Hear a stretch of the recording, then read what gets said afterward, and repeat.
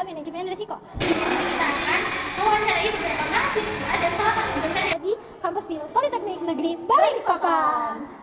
Ikuti keseruan kami ya. Let's go! Halo Kak. Halo. Boleh gabung sebentar nggak? Oh boleh. Mau duduk atau mau berdiri? Berdiri aja Mbak. Berdiri aja? Oh boleh, berdiri. Boleh perkenalkan diri masing-masing Kak? Ya boleh. Perkenalkan, nama saya Alia dari jurusan Rekayasa Elektro. Untuk usianya berumur berapa Kak? Umur 18 tahun. 18 tahun. Oke, untuk selanjutnya? Perkenalkan, nama saya Jelita dari Prodi Teknik Elektronika. Umurnya 18 tahun. Oh, masih muda-muda banget ya. Jadi bisa menyita waktunya sebentar untuk kami bisa mewawancarai kakak-kakak semua terkait manajemen resiko ini, boleh? Boleh. Terima kasih ya Kak. Jadi sini saya mau nanya, ada beberapa pertanyaan untuk masing-masing, mungkin bisa dijawab sesuai dengan pendapat masing-masing ya. Jadi yang pertanyaan pertama itu, pernahkah kakak itu mendengar tentang perusahaan Adam Air dan juga Sariwangi? Pernah. Pernah ya? Pernah. Ada menurut kakak semua itu kan perusahaan itu kan telah bangkrut karena tanpa mampu mengelola resikonya nih.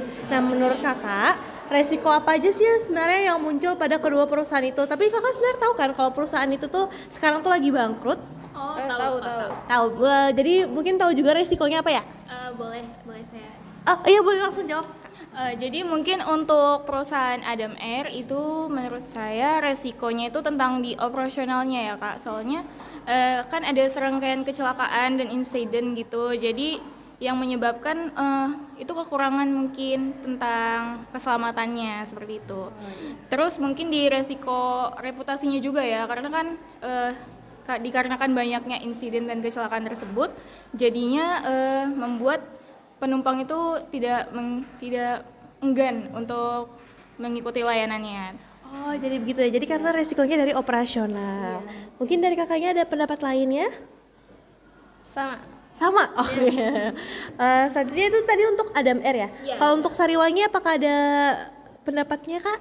Mungkin untuk perusahaan Sariwangi itu karena kegagalan investasi kali ya Kak ya. Soalnya dia kan menyebabkan utangnya banyak ya, karena kan membuka kemarin itu kalau nggak salah kegagalan investasi karena mau memperlebar luaskan perkebunannya mungkin. Oh ya, jadi dari kegagalan investasi. Ya. Dari kakaknya mungkin jawabannya? Karena dia tuh kelilit utang, jadi Oh ya, jadi sama ya jawabannya dari gara-gara kelilit utangnya itu ya. Oh, nah tadi kan kalian dari jurusan elektro, juga mau tanya satu pertanyaan nih Kak terkait bidang kalian nih. Jadi itu sebenarnya dalam bidang kalian itu tuh apa sih resiko terbesarnya dan bagaimana cara kalian tuh menanggulangi resiko tersebut atau mengendalikan resiko tersebut? terbesarnya mungkin dari kerusakan komponen atau bisa jadi kegagalan sistem ya. Terus cara mengatasinya mungkin dengan perawatan rutin atau penggunaan komponen yang sesuai standarnya. Mungkin kalau dari saya itu resikonya adalah sengatan listrik ya Kak.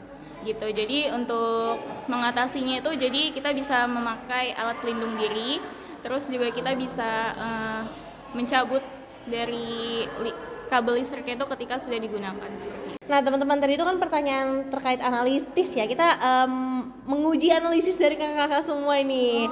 Nah sekarang kita lanjut ke pertanyaan pilihan ganda. Jadi pertanyaan pertama itu, resiko terbesar kalau nunda-nunda tugas sampai deadline adalah A. Dapat nilai A karena tekanan adrenalin tinggi, B. Panik, begadang, dan kopi menjadi teman sejati, C. Tugas selesai sendiri karena magic, D. Bisa mabar atau main bareng di game tanpa rasa bersalah. Minta dari Kak Alia dulu, mungkin jawabannya apa kamu kakak? B. Untuk Kak Jelita? Mungkin sama sih. Benar sekali. Jadi jawabannya itu benar sekali teman-teman. Jawabannya itu yang B. Di mana panik, begadang, dan kopi itu bisa menjadi teman sejati kalau kita terlalu menunda-nunda tugas deadline kita. Pertanyaan yang kedua itu adalah resiko karir kalau mahasiswa tidak pernah magang atau buat portofolio digital adalah A. Lulus tapi bingung kerja apa, B. jadi CEO otomatis. C. Semua recruiter langsung DM LinkedIn kamu. D. Bisa kerja remote di Bali tanpa pengalaman. Apakah? A. Kalau Kak Jelita?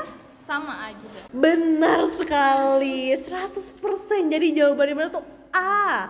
Lulus tapi bingung kerja apa. Karena kita tidak pernah magang atau buat portofolio digital, berarti kita tidak punya pengalaman. Terima kasih ya Kakak Alia dan juga Kak Jelita yang udah membantu kami untuk mau diwawancarai terkait manajemen resiko. Dari wawancara tadi nih, contohnya di dalam dunia bisnis seperti Adam Era dan Sariwangi, setiap kehidupan mahasiswa, risiko pasti selalu ada. Nah, dari wawancara tadi juga, setiap mahasiswa pasti mempunyai tantangannya masing-masing. Dan penting nih untuk kita untuk memahami risiko sejak awal agar tidak terjadinya kesalahpahaman atau dampak yang besar di kemudian harinya. Nah, selanjutnya, ayo nih kita dengerin pandangan dari sudut pandang dosen mengenai luasnya risiko yang ada.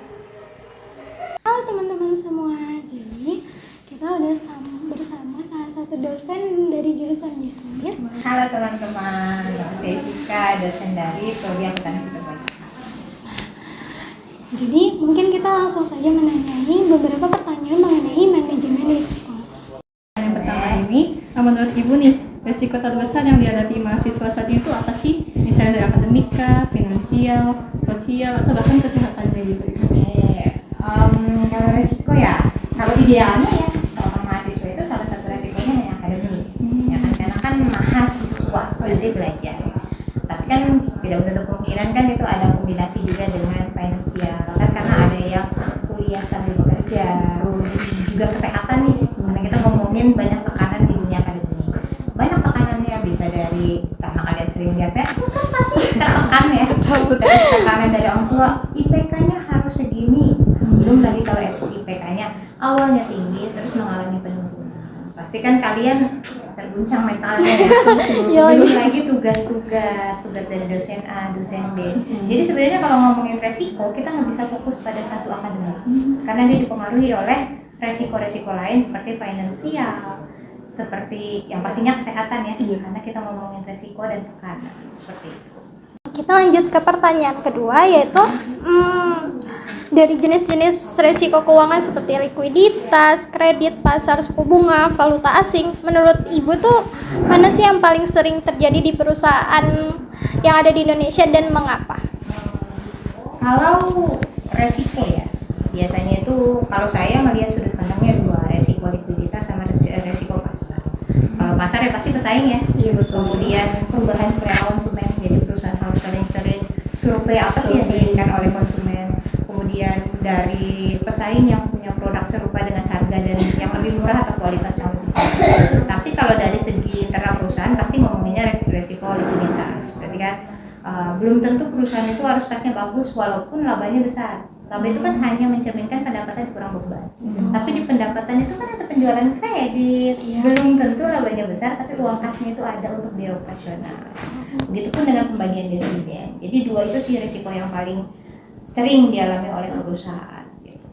Lanjut ke pertanyaan terakhir Ibu. Dari pengalaman Ibu sendiri nih, risiko apa sih yang paling sering diabaikan sama siswa khususnya Gen Z ini Bu? Tapi itu berdampak besar sama di masa depannya.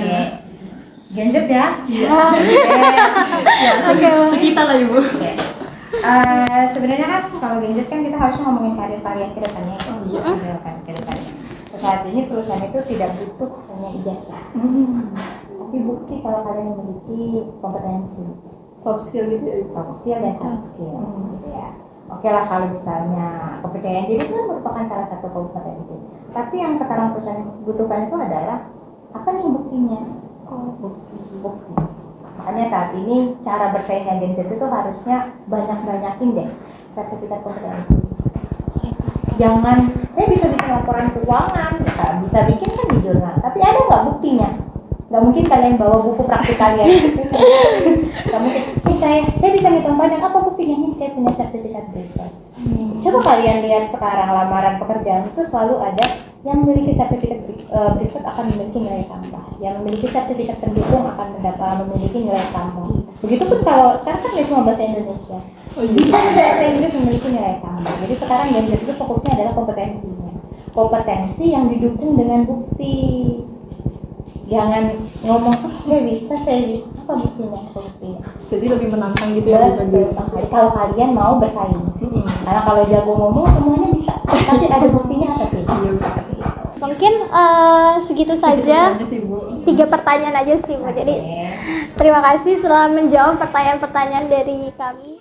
Nah, teman-teman, segitu saja hasil wawancara kami mengenai jenis resiko di lingkungan mahasiswa maupun di lingkungan profesional. Dari beberapa narasumber bisa kami tarik kesimpulan nih, kalau resiko itu tidak dapat dihindari, namun bisa dikelola dengan cara yang tepat. Nah, kami ini sebagai mahasiswa itu tuh perlu menyadari seberapa pentingnya sih kita mengenali resiko sejak dini, karena hal itu bisa membantu kita untuk mengambil langkah yang bijak dengan meminimalkan dampak negatif di masa depan.